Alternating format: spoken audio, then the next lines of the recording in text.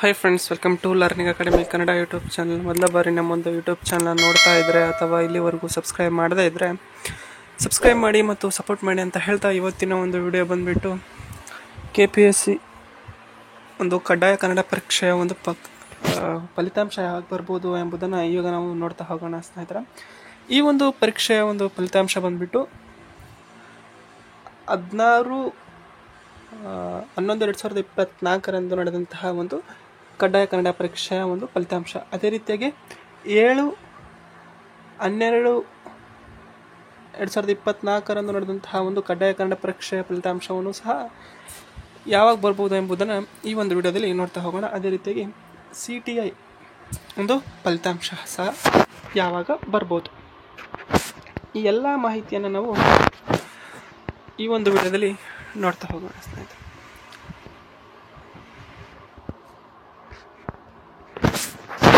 ಮೊದಲಿಗೆ 16/11/2024 ನಡೆದಂತಹ ಒಂದು ಕಡ್ಡಾಯ ಕನ್ನಡ ಪರೀಕ್ಷೆಯ ಒಂದು ಫಲಿತಾಂಶ ಯಾವಾಗ ಬರ್ಬೋದು. ಈ ಒಂದು ಕಡ್ಡಾಯ ಕನ್ನಡ ಪರೀಕ್ಷೆಯು PDO HK ವಿಭಾಗದಲ್ಲಿ ನಡೆದಿರುವಂತಹ ಒಂದು ಅಭ್ಯರ್ಥಿಗಳಿಗೆ ಈ ಒಂದು ಕಡ್ಡಾಯ ಕನ್ನಡ ಪರೀಕ್ಷೆ ಇತ್ತು. ಈ ಒಂದು ಕಡ್ಡಾಯ ಕನ್ನಡ ಪರೀಕ್ಷೆಯ ಒಂದು ಫಲಿತಾಂಶ ಬಂದುಬಿಟ್ಟು ಮಾರ್ಚ್ ಅಥವಾ ಏಪ್ರಿಲಲ್ಲಿ ಬರುವಂತಹ ಸಾಧ್ಯತೆ ಹೆಚ್ಚಿದೆ.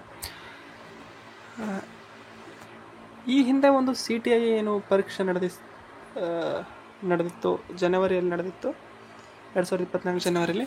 ಇದರ ಒಂದು ಕಡ್ಡಾಯ ಕನ್ನಡ ಪರೀಕ್ಷೆ ರಿಸಲ್ಟ್ ಬಂದುಬಿಟ್ಟು ಆಗಸ್ಟಲ್ಲಿ ಕೊಟ್ಟ. ಈ ಆಗಸ್ಟಲ್ಲಿ ಬಂತು. ಈ ಆಗಸ್ಟಲ್ಲಿ ಬಂದರೆ ಅದರ ಒಂದು ಸರ್ಟಿಫಿಕೇಟ್ ಬಂದುಬಿಟ್ಟು ಸೆಪ್ಟೆಂಬರ್ನಲ್ಲಿ ಡೌನ್ಲೋಡ್ ಆಗ್ತಾ ಇದ್ವು.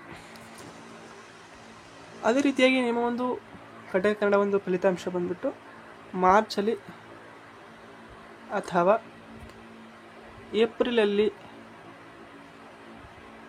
ಈ ಒಂದು ತಿಂಗಳುಗಳಲ್ಲಿ ನಿಮ್ಮ ಒಂದು ಕಡ್ಡಾಯ ಕನ್ನಡ ಒಂದು ಸರ್ಟಿಫಿಕೇಟ್ ಡೌನ್ಲೋಡ್ ಆಗ್ತದೆ. ನಿಮ್ಮ ಒಂದು ರಿಸಲ್ಟ್ ಬಂದುಬಿಟ್ಟು ಸಹ ಮಾರ್ಚಲ್ಲಿ ಅಥವಾ ಫೆಬ್ರವರಿ ಲಾಸ್ಟಲ್ಲಿ ಬರುವಂತಹ ಸಾಧ್ಯತೆ ಹೆಚ್ಚಿದೆ. ನಂತರ ನಿಮ್ಮ ಒಂದು ಈ 7/12/2024 ನಡೆದಂತಹ ಒಂದು ಕಡ್ಡಾಯ ಕನ್ನಡ ಪರೀಕ್ಷೆ, ಈ ಒಂದು ಕಡ್ಡಾಯ ಕನ್ನಡ ಪರೀಕ್ಷೆಯ ಒಂದು ಫಲಿತಾಂಶ ಸಹ ಯಾವಾಗ ಬರ್ಬೋದು ಅಂತ ನೋಡೋದಾದರೆ, ಇದರ ಒಂದು ಫಲಿತಾಂಶ ಬಂದುಬಿಟ್ಟು ಏಪ್ರಿಲಲ್ಲಿ ಬಂದರೆ ಇದರ ಒಂದು ಕಡ್ಡಾಯ ಕನ್ನಡ ಒಂದು ಸರ್ಟಿಫಿಕೇಟ್ ಬಂದುಬಿಟ್ಟು ಮೇಯಲ್ಲಿ ಡೌನ್ಲೋಡ್ ಆಗುವಂತಹ ಸಾಧ್ಯತೆ ಹೆಚ್ಚಿದೆ. ಈ ಒಂದು ನಿಟ್ಟಿನಲ್ಲಿ ನಿಮ್ಮ ಒಂದು ಮಾರ್ಚ್ ಅಥವಾ ಏಪ್ರಿಲಲ್ಲಿ HK ವಿಭಾಗದಲ್ಲಿ ಬರೆದಿರುವಂತಹ ಅಂದರೆ 16/11/2024 ಅಂತ ಕಡ್ಡಾಯ ಕನ್ನಡ ಪರೀಕ್ಷೆ ರಿಸಲ್ಟ್. ಅದೇ ರೀತಿಯಾಗಿ 7/12/2024 ಅಂದರೆ PDO ನಾನ್ HK ಒಂದು ಪರೀಕ್ಷೆ ನಡೆದಂತಹ ಸಂದರ್ಭದಲ್ಲಿ ಬರೆದಂತಹ ಕಡ್ಡಾಯ ಕನ್ನಡ ಪರೀಕ್ಷೆಯ ಒಂದು ಫಲಿತಾಂಶ ಬಂದುಬಿಟ್ಟು ಮೇಯಲ್ಲಿ ಬರುವಂತಹ ಸಾಧ್ಯತೆ ಇದೆ. ಈ ಒಂದು ಕಡ್ಡಾಯ ಕನ್ನಡ ಪರೀಕ್ಷೆಯ ಫಲಿತಾಂಶದ ಒಂದು ಸರ್ಟಿಫಿಕೇಟು ಇಂಪಾರ್ಟೆಂಟ್ ಆಗಿರ್ತದೆ. ಯಾಕಪ್ಪ ಅಂತಂದರೆ ನಿಮ್ಮ ಒಂದು ಡಾಕ್ಯುಮೆಂಟ್ ವೆರಿಫಿಕೇಷನ್ಲಿ ಇದನ್ನು ಕೇಳ್ತಾರೆ. ಈ ಒಂದು ವ್ಯಾಲಿಡಿಟಿ ಬಂದುಬಿಟ್ಟು ಕಡ್ಡಾಯ ಕನ್ನಡ ಪರೀಕ್ಷೆದ ವ್ಯಾಲಿಡಿಟಿ ಬಂದುಬಿಟ್ಟು 3 ವರ್ಷ ಒಂದು ಈ ಒಂದು ಸರ್ಟಿಫಿಕೇಟ್ನ ವ್ಯಾಲಿಡಿಟಿ ಇರ್ತದೆ.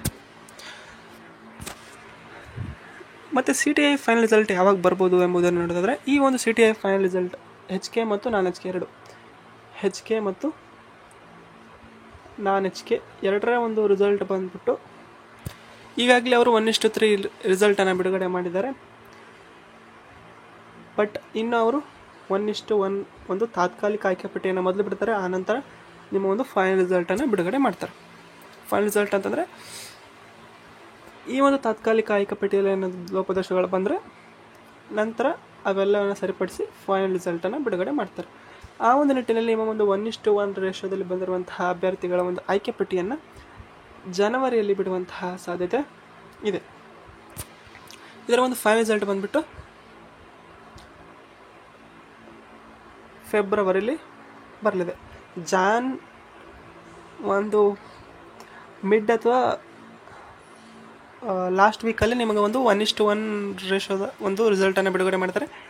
ಅವೆಲ್ಲವನ್ನು ಸರಿಪಡಿಸಿ ತಾತ್ಕಾಲಿಕ ಆಯ್ಕೆ ಪಟ್ಟಿಯ ನಂತರ ಫೈನಲ್ ರಿಸಲ್ಟನ್ನು ಫೆಬ್ರವರಿಯಲ್ಲಿ ಬಿಡುಗಡೆ ಮಾಡುವಂತಹ ಸಂಭವ ಹೆಚ್ಚಿದೆ. ಇದು ಇವತ್ತಿನ ವಿಡಿಯೋ ಆಗಿತ್ತು ಸ್ನೇಹಿತರೆ. ವಿಡಿಯೋ ಇಷ್ಟ ಆದರೆ ಲೈಕ್ ಮಾಡಿ, ಶೇರ್ ಮಾಡಿ ಮತ್ತು ತಪ್ಪದೇ ಸಬ್ಸ್ಕ್ರೈಬ್ ಮಾಡಿ ಅಂತ ಹೇಳ್ತಾ ವಿಡಿಯೋ ವೀಕ್ಷಿಸಿದ್ದಕ್ಕೆ ಧನ್ಯವಾದ. Thanks for watching.